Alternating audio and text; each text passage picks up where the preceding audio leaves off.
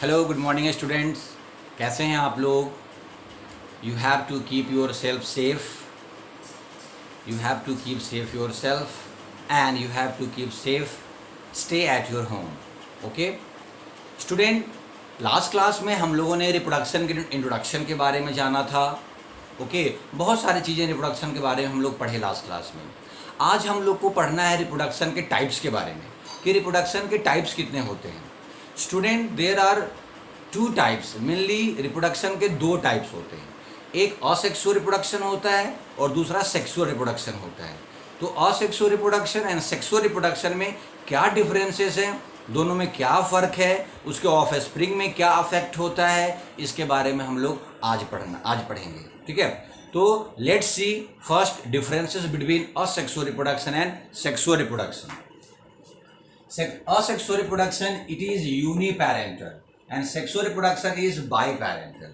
Student, uniparental का मतलब होता है यूनी का मतलब होता है यूनिट वन एंड पेरेंट का मतलब पेरेंट। ओके, तो जिस रिप्रोडक्शन में एक पेरेंट की जरूरत होगी वैसे रिप्रोडक्शन को हम लोग क्या कहते हैं, बोलो, asexual reproduction. Yes, okay, the Nucleon classes के स्टूडेंट, इस बार मेडिकल निकालना है 100% गारंटी। आप इस प्लेटफॉर्म से जुड़े रहें, आपका मेडिकल 100% क्रैक होगा, गारंटी, कोई नहीं रोक सकता।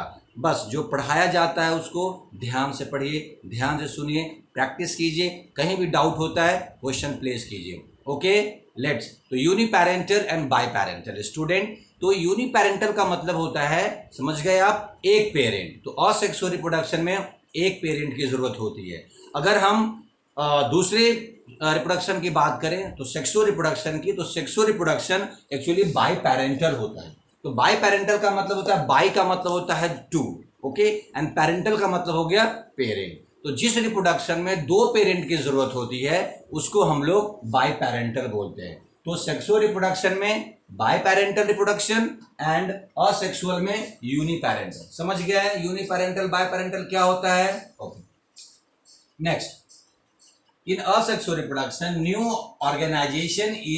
new generation is true copy or identical of their parent. Okay, sexual reproduction की बात करें हम लोग तो new born are similar to the parent. अभी देखिए क्या कह रहा है इसमें कह रहा है कि new generation is true copy, मतलब असेक्सुअल रिप्रोडक्शन में जो न्यू जनरेशन आएगा वो जस्ट ट्रू कॉपी होगा, किसके, पेरेंट के।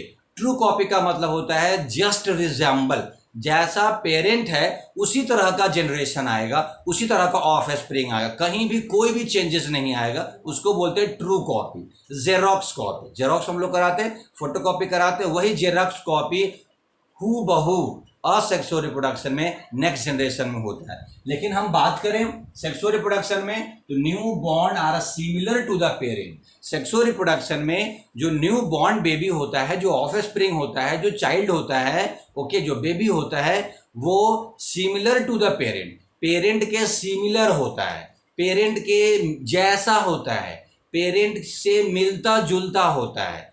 ऐसा नहीं कि पूरा का पूरा मिलता जुलता होता है, नहीं, कुछ कुछ मिलता जुलता है। जैसे आप सपोज कीजिए कि आपका जो स्ट्रक्चर है स्टूडेंट, क्या आपके फादर से हूबहू मिलता है? आपका जो स्ट्रक्चर है क्या आपके मदर से हूबहू मिलता है? एकदम आप अपने मदर की तरह हैं, एकदम आप अपने फादर की तरह, ऐसा नहीं है ना, ऐसा नहीं है। हाँ, हो सकता है कुछ पार्ट आपका मिले, जैसे हो सकता है कि नोज का शेप आपके फादर से मिलता हो सकता है नोज का शेप आपके मदर से मिलता हो सकता है फेस का जो कलर है वो आपके मदर से मिलता हो, फेस का जो कलर है हो सकता है आपके फादर से मिलता हो, हेयर का जो कलर है वो हो सकता है आपके फादर से मिलता हो, हेयर का जो कलर है आपके हो सकता है आपके मदर से मिलता हो, आपका जो हाइट है वो हो सकता है आपके मदर्स पे गया हो, आपका हाइट जो है वो हो सकता है आपके फादर पे गया हो। तो ये सारे जो कैरेक्टर हैं ये एक जनरेशन से दूसरे जनरेशन में ट्रांसफर होते हैं। तो यहाँ पे क्या है, सिमिलर है, जस्ट रिजेंबल नहीं है। अगर हम बात करें रोज प्लांट की, चलो तो रोज प्लांट की हम बात करते हैं तो जो दूसरा रोज आता है वो just resemble to the parent, okay, just resemble. Amoeba की बात करें तो अमीबा में अगर रिप्रोडक्शन होता है तो amoeba just resemble to the amoeba, okay, amoebae जो बनता है, अमीबी बोलते हैं हम लोग, जो उसका ऑफ स्प्रिंग है, जो उसका डाउटर सेल है, वो just resemble to the amoeba. अभी हम लोग देखें यहाँ पे, तो यहाँ पे स्टूडेंट आप समझ गए कि असेक्सुअल रिप्रोडक्शन में जो न्यू जनरेशन होता है वो ट्रू कॉपी होता है, just resemble to the parent, and sexual reproduction में similar to the parent. Third difference देखें तो it does not require the formation of gamete. Asexual reproduction में किसी भी गैमीट की जरूरत नहीं होती है। सेक्सुअल रिप्रोडक्शन में it requires the formation of gamete. यहां सेक्सुअल रिप्रोडक्शन में गैमीट का रिक्वायरमेंट होता है। ओके, आइए हम बात करते हैं fourth number, special organs for reproduction are not required. Sexual reproduction की बात करें तो special organs for reproduction are required. तो हम देखें यहाँ पे पढ़ चुके हैं हम लोग कि असेक्सुअल रिप्रोडक्शन में किसी भी रिप्रोडक्टिव ऑर्गन की जरूरत नहीं होती है, बट सेक्सुअल रिप्रोडक्शन की हम बात करें तो यहाँ पे रिप्रोडक्टिव ऑर्गन की जरूरत होती है। मेल ऑर्गन अलग होता है, फीमेल ऑर्गन अलग होता है। पढ़ चुके हैं 10th क्लास में हम लोग, और आगे भी पढ़ेंगे नेक्स्ट चैप्टर में। फिफ्थ डिफरेंस की बात करें तो characteristics of only one parent is inherited. मतलब characteristics of only one parent is inherited, मतलब कि चूंकि हम जानते हैं असेक्सुअल रिप्रोडक्शन यूनिपेरेंटल है, एक ही पेरेंट है वहां पे, तो जहां पे एक पेरेंट होगा तो उसी एक पेरेंट का जो कैरेक्टर है वो उसके नेक्स्ट जनरेशन में ट्रांसफर होगा। यहां पे वही बोला जा रहा है, characteristics of only one parent is inherited. Inherited का मतलब होता है एक जगह से दूसरी जगह जाना। तो क्या जाना? जेनेटिक कैरेक्टर जाना। तो जब जेनेटिक कैरेक्टर एक जनरेशन से दूसरे जनरेशन जाता है तो हम उसको बोलते हैं इनहेरिटेड। Okay, inherited. तो characteristics of only one parent is inherited. Sexual reproduction की बात करें हम लोग तो characteristics of two parent is inherited. क्यों? क्योंकि सेक्सुअल रिप्रोडक्शन बाई पेरेंटल है, इसलिए यहाँ पे दो पेरेंट है। जब दो पेरेंट है तो एक मेल है एक फीमेल है, एक मदर है एक फादर है, तो दोनों का कैरेक्टर उसके नेक्स्ट जनरेशन में जाता है। हो सकता है कि आपका नोज का शेप आपके मदर से मिल रहा हो और आपका आईज का कलर आपके फादर से मिल रहा हो सकता है कि आपका जो हेयर है वो आपके फादर से मिल रहा और आपका जो बॉडी स्ट्रक्चर है वो आपके मदर से मिल रहा हो सकता है कि पूरा का पूरा फेस जो डिजाइन है आपका वो आपके मदर से मिल रहा हो और जो आपका हेयर है वो आपके फादर से मैच कर रहा हो। क्यों? क्योंकि ये बाई पेरेंटल है, दोनों पेरेंट के कैरेक्टरिस्टिक्स जो हैं वो इनहेरिटेड होते हैं, मतलब नेक्स्ट जनरेशन में जाते हैं। 6 नंबर की बात करें तो original parent disappear after reproduction. जो ओरिजिनल पेरेंट होता है असेक्सुअल रिप्रोडक्शन में स्टूडेंट, वो डिसअपियर हो जाता है। ध्यान दीजिए, डेथ नहीं करता, डिसअपियर हो जाता है। बट अगर हम सेक्सुअल रिप्रोडक्शन की बात करें तो original parent remains alive. Original parent आपको दिखेगा सेक्सुअल रिप्रोडक्शन में, लेकिन असेक्सुअल रिप्रोडक्शन में ओरिजिनल पेरेंट आपको नहीं दिखेगा। क्यों? क्योंकि वो गायब हो जाता है। हमने एक क्वेश्चन भी दिया था आपको लास्ट क्लास में, क्या दिया था? Why do we say there is no any natural death in the micro organism. Micro organism में नेचुरल डेथ नहीं होता है। क्यों? इसका आंसर द न्यूक्लियन क्लासेस के स्टूडेंट को देना था, आप मुझे सेंड कीजिए। ओके, वही बात यहाँ पे हो रही है। जो ओरिजिनल पेरेंट होते हैं सेक्सुअल रिप्रोडक्शन में वो अलाइव रहते हैं, लेकिन ये बाद में मर भी सकते हैं, लेकिन यहाँ सेक्सुअल रिप्रोडक्शन में जो ओरिजिनल पेरेंट है वो कभी मरता नहीं है, वो क्या हो जाता है? डिसअपियर हो जाता है। आगे डायग्राम में हम लोग देखेंगे। तो ये एक्चुअली डिफरेंसेस है असेक्सुअल एंड सेक्सुअल रिप्रोडक्शन में, जिसमें कि हम लोगों ने 6 डिफरेंसेस देखा। बहुत सारे इसके डिफरेंसेस हैं, आप खुद डिफरेंसेस करेंगे जब आगे पूरा का पूरा रिप्रोडक्शन चैप्टर, चारों चैप्टर एक यूनिट का खत्म हो जाएगा, तो बहुत सारे डिफरेंसेस आप खुद से कर पाएंगे। ओके, ये बेसिक डिफरेंसेस हैं 6 असेक्सुअल एंड सेक्सुअल में। Okay student, now we are going to study about the asexual reproduction first of all। अब सबसे पहले हम लोग asexual reproduction की बातें करेंगे। asexual reproduction की बातें करेंगे।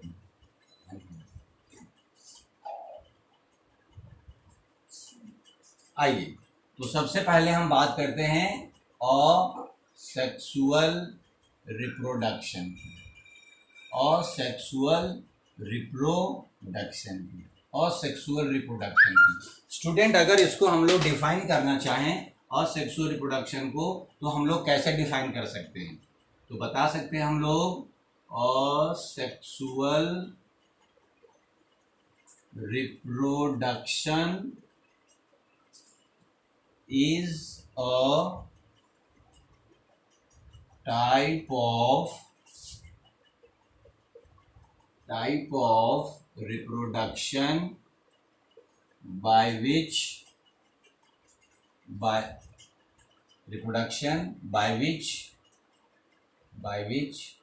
yeah in which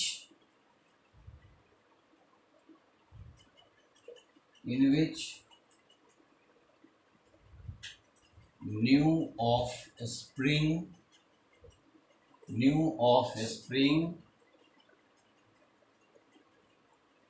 reproduce by uniparent। ऐसे रिप्रोडक्शन को हम लोग असेक्सुअल टाइप ऑफ रिप्रोडक्शन बोलते हैं। Is a type of reproduction in which new offspring reproduce by uniparent. Okay, पढ़ चुके हम लोग, जान चुके हम लोग। अभी हम बात करेंगे कि असेक्सुअल रिप्रोडक्शन के कितने टाइप्स होते हैं, इसके बारे में हम लोग जानेंगे। तो असेक्सुअल रिप्रोडक्शन के टाइप्स के बारे में अगर हम लोग जाने, असेक्सुअल रिप्रोडक्शन के बहुत सारे टाइप्स होते हैं। कुछ टाइप्स को हम लोग यहाँ पे देखते हैं। तो फर्स्ट टाइप जो है स्टूडेंट, वो है फिशन। ओके, ये दो तरह का फिशन होता है, एक होता है बाइनरी और एक होता है मल्टीपल। सेकंड बात करें हम लोग तो बडिंग, जो हाइड्रा पे होता है, ईस्ट पे होता है। ओके, हाइड्रा में ईस्ट में होता है बडिंग। उसके बाद हम लोग बात करें रीजेनरेशन। नेक्स्ट हम बात करें sporulation. Fission, budding, regeneration, sporulation and fragmentation. यहाँ वेजिटेटिव रिप्रोडक्शन भी पढ़ेंगे हम लोग, बताएंगे कि वेजिटेटिव प्रोपेगेशन क्या होता है और वेजिटेटिव रिप्रोडक्शन क्या होता है। Okay, fission, budding, regeneration, sporulation and fragmentation. Fission, budding, regeneration, sporulation and fragmentation. Fission का दो type, binary fission and multiple fission. तो ये स्टूडेंट असेक्सुअल रिप्रोडक्शन का टाइप्स है, और इसी टाइप्स के द्वारा हर एक लिविंग नहीं कह सकते, जो स्मॉलर ऑर्गेनिज्म है, जो स्मॉलर प्लांट है, उसमें रिप्रोडक्शन होता है इसी प्रोसेस के द्वारा। Fission, budding, regeneration, sporulation and fragmentation. अभी एक एक करके हम लोग देखेंगे कि कैसे कैसे इसमें रिप्रोडक्शन होता है असेक्सुअल, और कैसे कैसे न्यू जनरेशन आते हैं। ओके, तो सबसे पहले हम लोग देखते हैं फिशन के बारे में।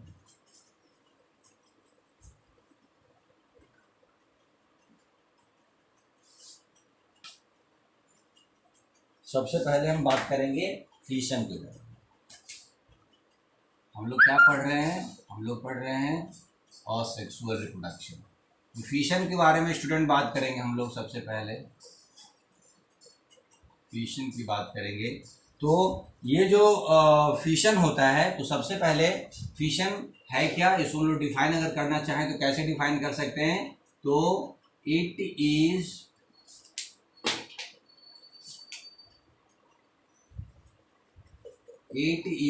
अ टाइप ऑफ asexual